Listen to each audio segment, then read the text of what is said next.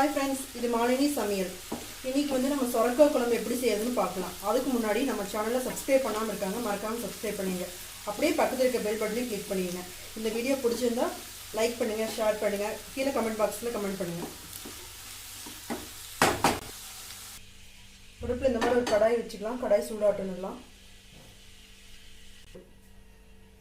சூடாயிடுச்சு பாத்திரம். தேவையான அளவுக்கு எண்ணெய் ஊற்றிக்கலாம். ஒரு 4 ஸ்பூன் எண்ணெய் ஊற்றிருக்கேன். கடலை எண்ணெய். எண்ணெய் சூடாகட்டும். எண்ணெய் சூடாகிடுச்சு. கொஞ்சமாக கடுகு போட்டுக்கலாம். கடுகு நல்லா பொரியட்டும்.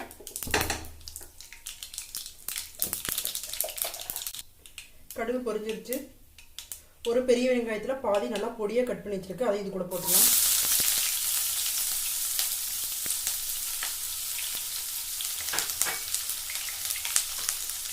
கொஞ்சமாக கருவேப்பிலை,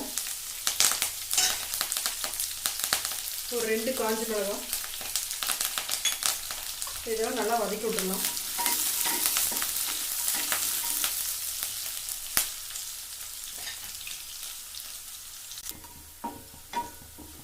வெங்காயம் நல்லா வதங்கிடுச்சு. இப்போ தக்காளி சேர்த்துக்கலாம்.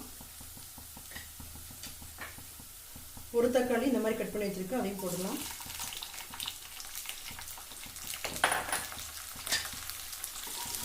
தக்காளி நல்லா வதங்கட்டும்.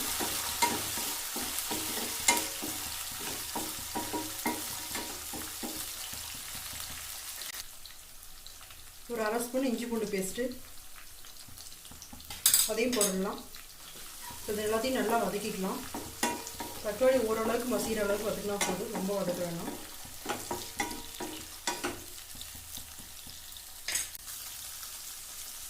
தக்காளி ஓரளவுக்கு நல்லா வதங்கிடுச்சு. இப்போ வந்து நம்ம காய் சேர்த்துக்கலாம். அதில் 400 கிராம் சொரக்காய் இந்த மாதிரி பொடியாக கட் பண்ணி வச்சுருக்கேன். அதையும் இதுக்குள்ளே போட்டுடலாம்.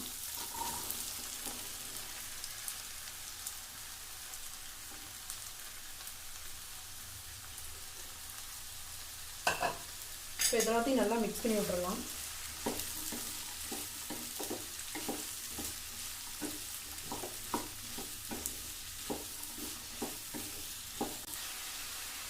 சொரக்காய் நல்லா மிக்ஸ் பண்ணி விட்டாச்சு. சொரக்காய்க்கு வந்து கொஞ்சமாக தண்ணி விடுது. தண்ணி தேவைப்பட்டால் மட்டும் கொஞ்சமாக ஊற்றிக்கலாம். வந்து கொஞ்சமாக மஞ்சள்தூள், கொஞ்சமாக 1/2 ஸ்பூனுக்குமே கம்மியாக, அதையும் போட்டுடலாம். நல்லா மிக்ஸ் பண்ணி விட்டுடலாம்.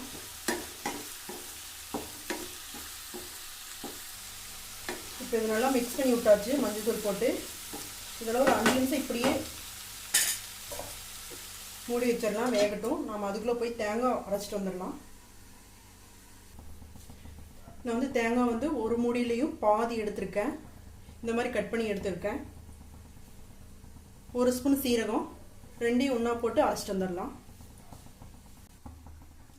5 நிமிஷம் ஆச்சு. ஓப்பன் பண்ணி பார்க்கலாம்.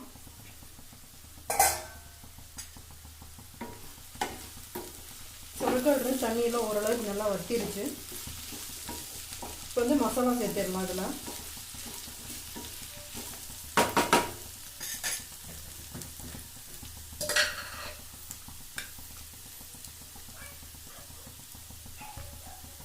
வீட்டு மிளகாய் பொடி 1 ஸ்பூன், காரம் தேவையான அளவு. நான் வந்து 1/2 ஸ்பூன் போடுறேன்.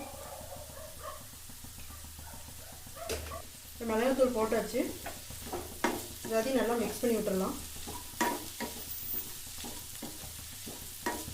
மிளகாத்தூள் போட்டதுக்கப்புறமா ஒரு 2 நிமிஷம் நல்லா காய் கூட நல்லா மிக்ஸ் ஆகிற அளவுக்கு நல்லா வதக்கிக்கலாம்.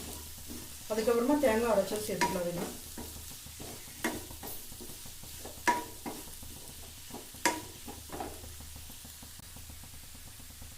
தேவையான அளவு உப்பு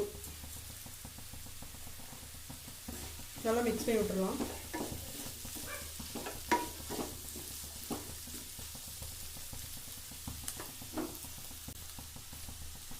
நல்லா காய் வதங்கிருச்சு. தேங்காயும் சீரகமும் போட்டு அரைச்சிடலாம். அதை இதுக்குள்ள ஊற்றிடலாம்.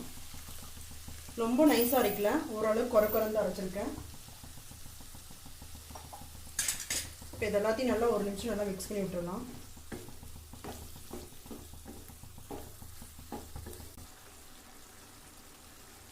கொஞ்சமாக தண்ணி அதையும் ஊற்றிக்கிறேன்.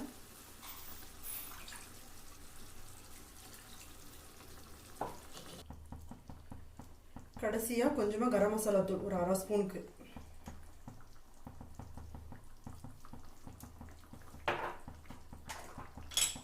கரம் மசாலா தூள் போட்டு நல்லா மிக்ஸ் பண்ணி விட்டுட்டு மூடி வச்சிடலாம். இதெல்லாம் ஒரு 5 நிமிஷம் நல்லா கொதிக்கட்டும். கொதிச்சதுக்கு அப்புறமா பார்க்கலாம்.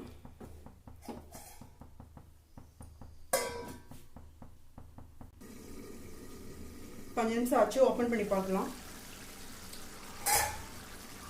நல்லா குழம்பு கொதிச்சு வந்திருக்கு. நல்லா கெட்டியும் ஆயிடுச்சு. நல்லா மணமாக இருக்கு.